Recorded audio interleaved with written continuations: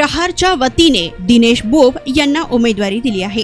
आज दिनेश बोब यांचा उमेदवारी अर्ज दाखल करण्यासाठी बच्चू कडू यांनी मोठं शक्ती प्रदर्शन केलेलं असून अर्ज दाखल करण्यासाठी बच्चू कडू यांनी मोठं शक्ती प्रदर्शन केलं आहे। तर चंदू बाजार येथून बच्चू कडू बेलोरा येथे त्यांच्या आईच्या स्मृतीस्थळावरून नतमस्तक होत अमरावतीच्या दिशेने पुढे निघाले। यावेळी बच्चू कडू यांचे गावागावात जेसीबी वरून फुले उधळून फटाक्यांची आतिषबाजी करत जल्लोषात स्वागत करण्यात आले। अमरावतीच्या नेहरू मैदानात बच्चू कडू यांची जाहीर सभा होणार असून त्यानंतर ते इरविन चौकातील डॉक्टर आंबेडकरांच्या प्रतिमेस हार अर्पण करून नामांकन अर्ज दाखल करण्यासाठी जाणार आहेत। हे कार्यकर्त्यांची निवडणूक आहे।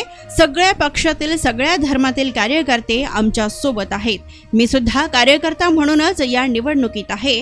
आमचे नेते राजकुमार पटेल असून त्यांच्या नेतृत्वात ही निवडणूक लढवत आहेत असे बच्चू कडू यांनी सांगितलं।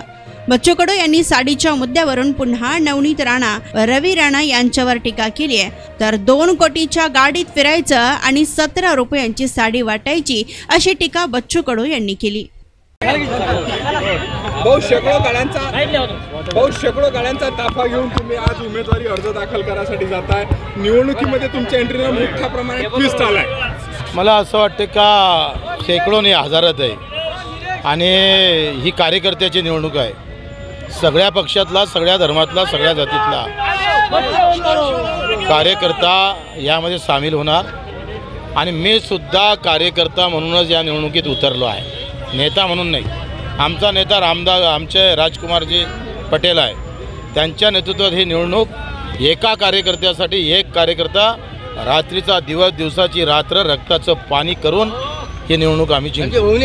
आमचे बाप आहे, आमचे बाप आहे, तुम्ही उभं केलेलं आहे, काय नेमकं कारण आहे? रवी राणांना मोठं आव्हान तुम्ही उभं केलेलं आहे, काय नेमकं कारण? अनेक कारण आहे। संविधान पायात दडी तुडवण्याचा प्रयत्न आहे। 15 दिवस अगोदर, 20 दिवस अगोदर निवडणुकीच्या तोंडावर 17 रुपयाची साडी वाटते। 2 कोटीच्या गाडीत फिरायचं आणि 17 रुपयाची साडी वाटायची आणि संविधानाचं चिरफाड करून टाकायचं।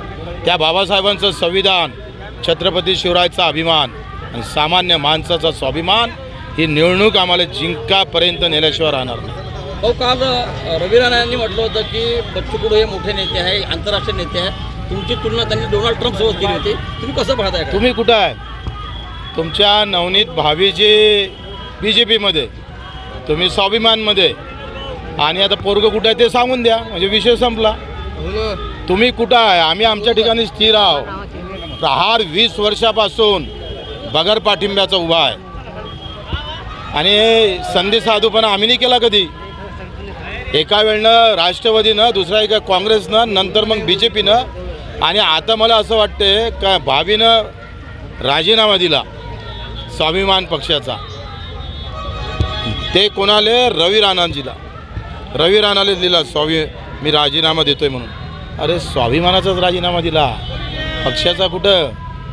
आणि मग अशा अवस्थेमध्ये नाव स्वाभिमान ठेवायचं आणि गुलाबी मात्र पाहिजे तशी तेव्हा तेव्हा पक्षाची करायची, ते बच्चू कडूला कधी जमलं नाही। नवनीत राणांवर काही वेळ आली असावी त्यांना स्वाभिमान पक्षाचा राजीनामा द्यावा लागला? मला असं वाटतं ते त्यांना विचारलं पाहिजे। वो उनकी बात है, मेरी थोडी है। थँक्यू।